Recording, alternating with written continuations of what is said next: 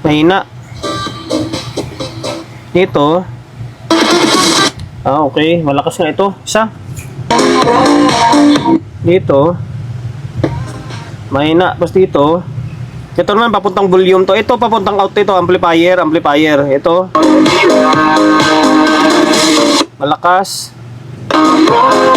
Ground to kasunod nito. Pangatlong butas. Tapos dito. In out ito eh. Mahina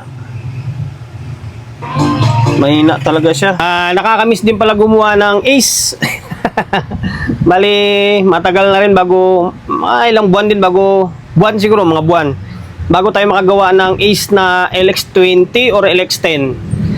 Okay, may gawa ako nung nakaraan kaso yung kumpare ko yung pinagawa ko. Ngayon, eto, may dinala dito sa atin. Dalawa ito, LX20 and then LX10. Kaya pinagpatong ko na, oh. Yan nasabi ko, nakakamiss din. Sa totoo lang guys, dito ako nakilala sa Ace. Ngayon, Ace na LX10 muna, unahin natin. Ito, kalas-kalas na to kasi dala to ng tropa. And then, gawa ko rin ito sa last year pa. Ako rin may gawa nito, tayo rin nag-fix bias nito. Ngayon, ang issue niya ay mahina daw yung isang channel. Ngayon, binaklas niya yung isang board para ipagawa sana na board lang. Sabi ko, hindi natin matitesting kasi wala akong supply na 15. Okay, and then much better talaga na dadalhin dito sa may shop yung buong unit para kahit paano, di ba, ibibigay na lang na okay na. Kaya ulit, dinala ulit sa atin yung pinakakatawan niya. Okay, mahina doon yung isang channel. Duda niya, siyempre sa may back panel niyan, sa input buffer. Kasi kung amplifier stage, malamang, wala problema yan kasi tumutunog naman eh. Mahina daw. Ngayon, ito nga, kinalas, troubleshoot natin kung bakit siya mahina, di ba? Sakto. Ay, may audio tracer na tayo. Malaking bagay talaga yung audio tracer, oh. Ngayon, nagagawin natin, balik natin yung supply lang naman, ibabalik natin dito. Pabalik natin yung supply dyan, tapos mag-inject tayo ng ground. Yung audio tracer natin, i-ground natin to dito. Yan. I-ground natin to, tapos ito yung pangsunod natin mamaya. Tapos, injectan natin ng input to dito. Okay? Ganun ako mag-troubleshoot. By the way, maraming salamat sa mga may-ari nito na pinagkatiwalaan tayo na gawin yung mga unit nila. Ito tropa natin to sa paring Michael eh. Ito naman, bali tropa rin ng isang avid na customer ko. Sabi dito dalhin, kaya dinala rito sa atin. Pero mamaya, isusunod natin yan. Pasensya na kayo kung nag-content ulit ako ng ganito, yung Ace, para kahit paano, may pag-content tayo, di ba? Sayang naman, magre-repair tayo na wala tayong eco-content. Lalo na uwi tayo. Kailangan may mga nakareserba tayong video. Okay, ngayon, install ko muna yung mga supply. Nag-wiring na tayo. Ito, ground. Naka-ground yan. Tapos, mayroon ng input ito. Yan. Mayroong input. Tapos, mayroong supply na 15. Ngayon, i-volume natin dito. Full volume natin dito. Para malaman natin kung mayroon siyang out. Okay? Ngayon, audio tracer. Mayroon. Dito. Mahina. Dito. Okay. Malakas nga ito. Isa. Dito. Mahina. Tapos dito. Ito naman papuntang volume to. Ito papuntang out ito. Amplifier. Ito. Malakas. Ground to kasunod nito. Pangatlong butas. Tapos dito. In out ito eh. Mahina talaga siya. Dito. Malakas. Tapos dito. Okay, malakas naman eh. Ibig sabihin, galing dito. Malakas naman dito. Dito. Mahina talaga dito sa kabila.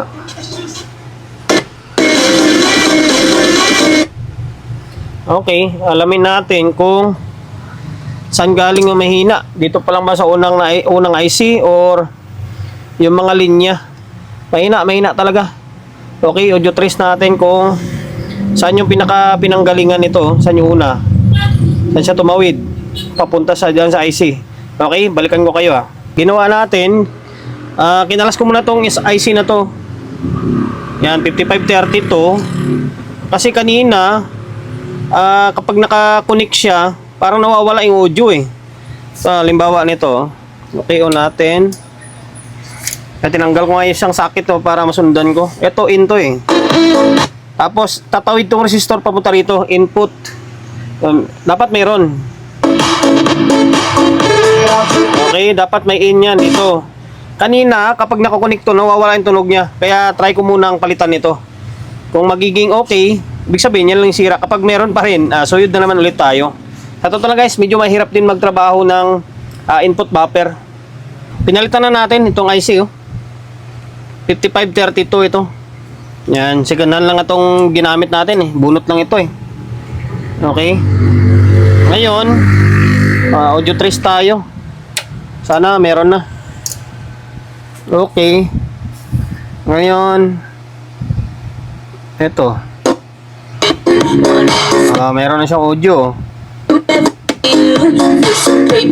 Ngayon, dito sa out, ito muna tayo sa volume.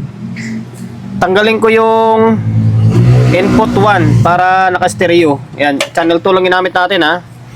Tingnan natin dito. Wala ito, channel 2 ito eh. Ibig sabihin channel 2 ito, nawala eh. Ngayon dito, okay, meron na. Ano? Tapos ito papuntang amplifier kasi naka-volume dito sa may harap.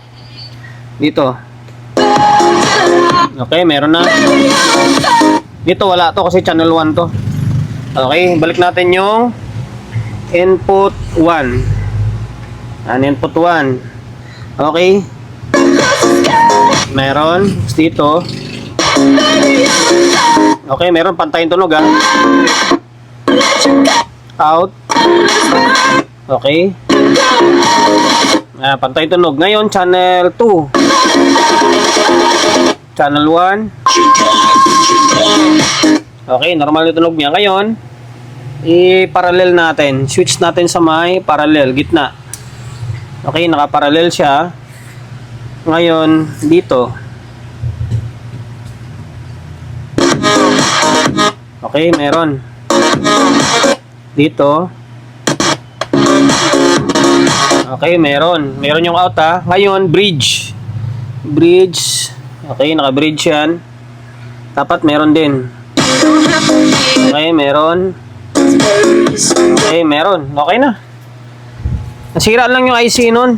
Kaya nakapagtataka eh. Kasi kanina, nawawala yung audio pag kinakabit mo eh. Okay? Yan lang, 5532. Sana nakapagbigay idea tayo. Ngayon, balik natin to. Tapos, ayusin natin yung mga napigtas na linya. Balik ko na yung pinaka front panel. Ano, balik na natin. Ay, front panel. Back panel pala. Ay, balik na natin. Ito yung intek na transistor IC, oh. Nasira. Ngayon, pingas or nahila ni tropa yung kwan.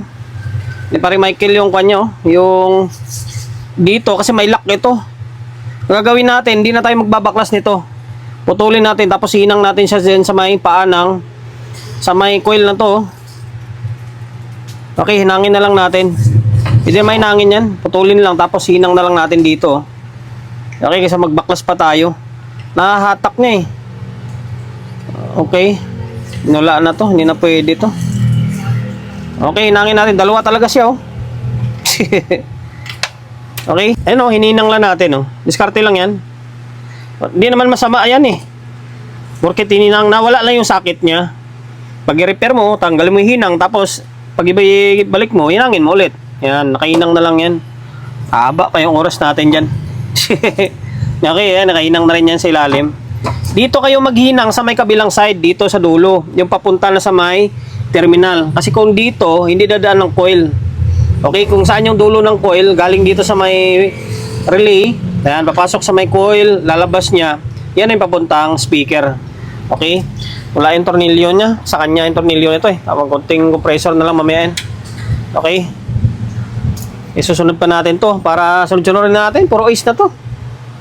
Okay, walang audio ah.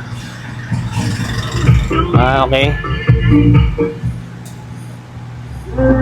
Pantay na. Pantay na. Baka maka-operate tayo. Malaman mo naman yan eh kung pantay yung ilaw or hindi. And then kanina kasi iba yung tunog niya eh.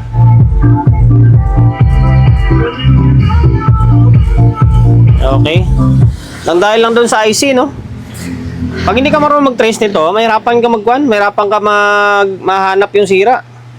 Eh, ito, kabisado naman natin eh. And then, importante talaga is may audio tracer ka. Tulad nito sa akin, oh. Laking bagay niyan.